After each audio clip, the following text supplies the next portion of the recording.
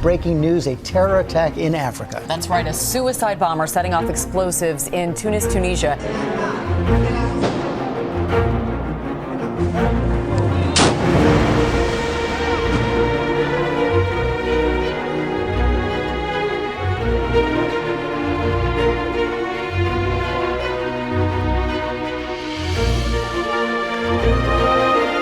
A suicide attack in Tunis leaves one person dead and 6 others injured. The attack happened just outside the U.S. Embassy in the Tunisian capital.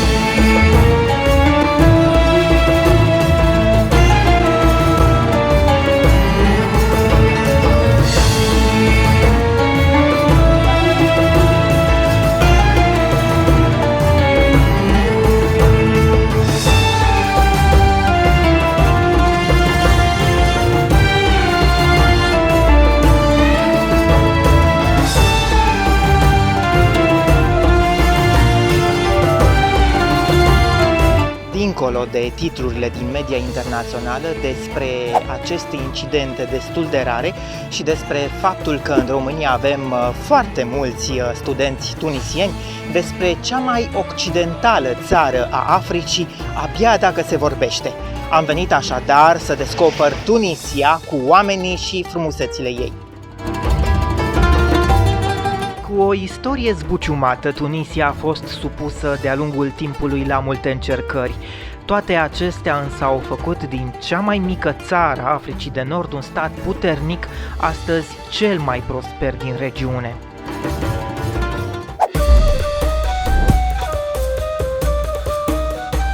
Indiferent că doriți o vacanță plină de relaxare la plajă, sau că doriți să vă pierdeți și să descoperiți monumentele din epoca romană, această țară din nordul Africii le are pe toate. Este timpul să ne facem bagajul și să plecăm în Tunisia.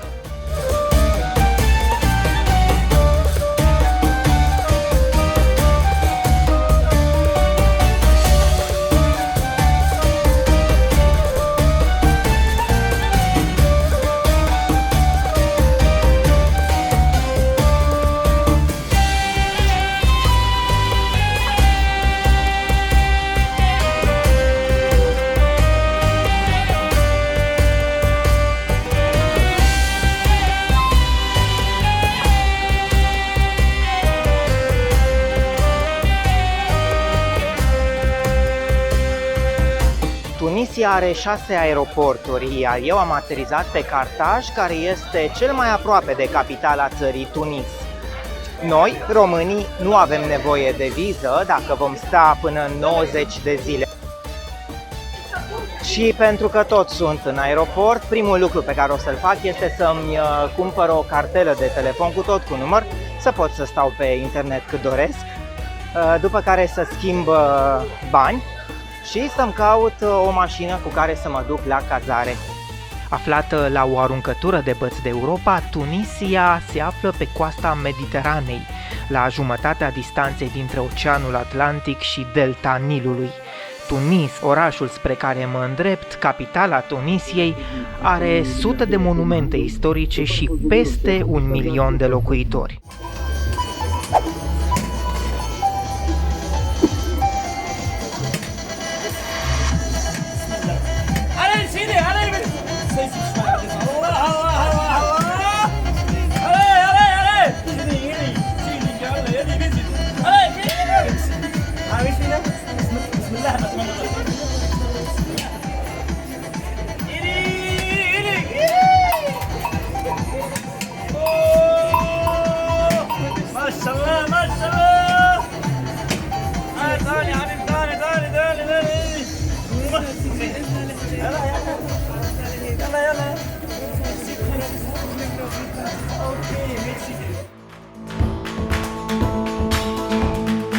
Tunisienii sunt prietenoși și amabili.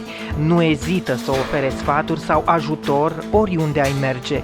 Nu îi vezi niciodată că se grăbesc și pare că pentru ei există întotdeauna suficient timp pentru toate. Limba oficială este araba, dar majoritatea localnicilor vorbesc atât araba cât și franceza.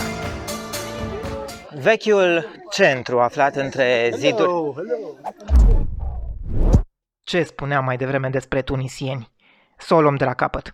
Vechiul centru aflat între zidurile vechi ale orașului Medina, acest labirint de străzi și de alei vechi, face parte din Patrimoniul Mondial UNESCO.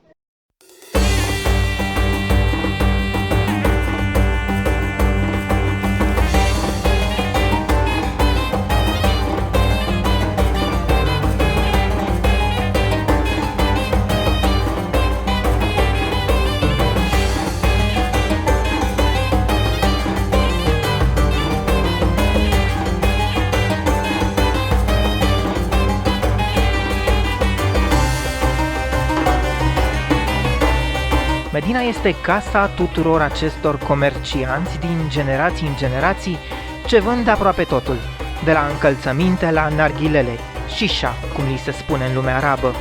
Peste 700 de monumente sunt în această zonă, palate, hamamuri, moschei și școli unde se studiază Coranul, toate decorate cu dale, structuri sculptate și coloane de marmură. Este o experiență autentică să te plimbi și să te pierzi prin acest labirint. Încercați să ignorați insistențele cu care comercianții vor dori să vândă anumite produse, iar dacă doriți să cumpărați ceva, negociați înainte. Aveți din plin de unde cumpăra ceva rapid de mâncare sau suveniruri și sunt o sumedenie de restaurante și cafenele sau ceainării tradiționale. Încerc să-mi găsesc o pereche de pantofi sport. Mi-au spus că prețul este de 150 de dinari tunisieni, ceea ce este foarte mult, având în vedere că nu cred că sunt originali, cred că sunt fake. Și o să încerc, evident, să negociez. Și am reușit să iau 52 de dinari, undeva la 90 de lei, cam așa în banii noștri.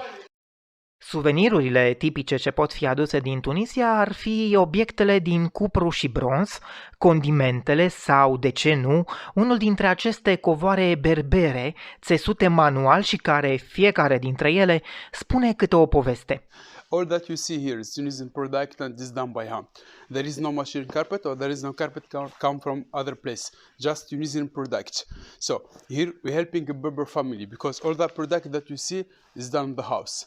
And this is a Berber style. When we say Berber, that means south of Tunisia. It's come from Matmata, Shnini, Tuzur. When it was shooting the American movie Star Wars, this kind of carpet is come from this place. So here in Tunisia, we use just vegetable natural dyes to get color on the rug. For example, the red color is come from henna, yellow from saffron, green from olive, and blue from indigo colors. Like you see here, this is a Fatima hand. Here you get the Berber tattoo design and the rose of the desert. Look at this one, it's very old. That means the Berber style and the Tuareg style, both of them, it was used before. It's not a new style, it's old one. This is old one, with the gazelle and with the fish, burgers like at home.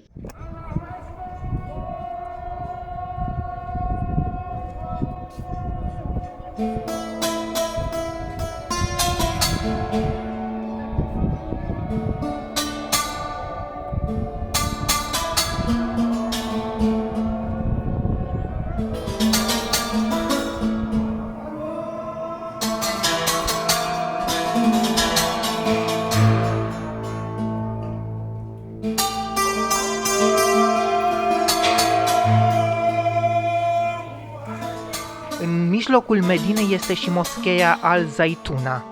Aceasta este cea mai veche din țară și are un minaret de 141 de metri înălțime. Puteți vizita o mică zonă a acestei frumoase moschei, dar asigurați-vă că aveți o ținută sobră înainte de a intra în interior.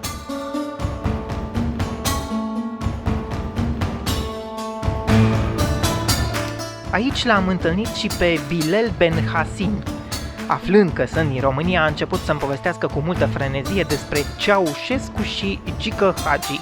Și, prietenos din fire, se pare s-a oferit să-mi facă un tur gratuit al aleilor întortocheate ale Medinei. El înainte, într-o engleză nu prea strălucită, și eu încercând să mă țin după el.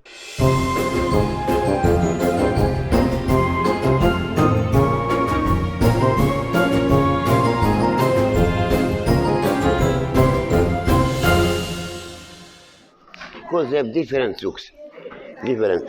So all the Medina, the 300 years, the Medina, the all. This way, come in, come in. În Medina am descoperit o clădire cu totul specială, o bijuterie arhitecturală din secolul al XVIII-lea, astăzi hotel de lux de 5 stele. Palatul Bayram este ultima reședință a Marelui Muftiu Otoman și este în sine un muzeu locuibil. Lemnul pictat, tavanele din cofră, marmura și faianța, toate sunt originale și recondiționate.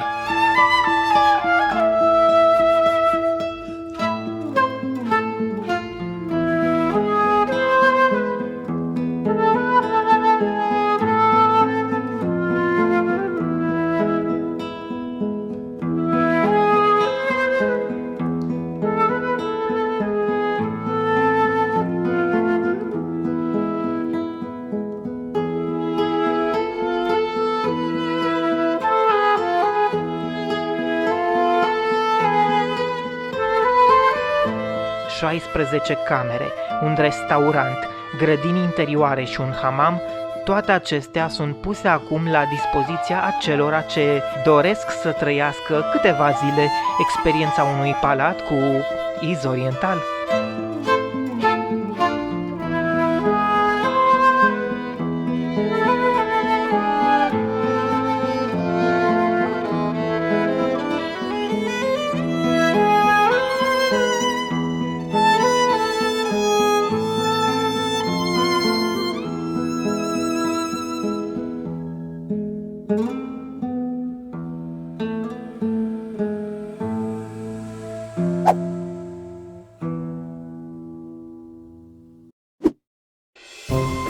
Mi-ar plăcea să ne cunoaștem și să-mi împărtășiți opiniile și experiențele voastre de călătorie mai jos în comentarii.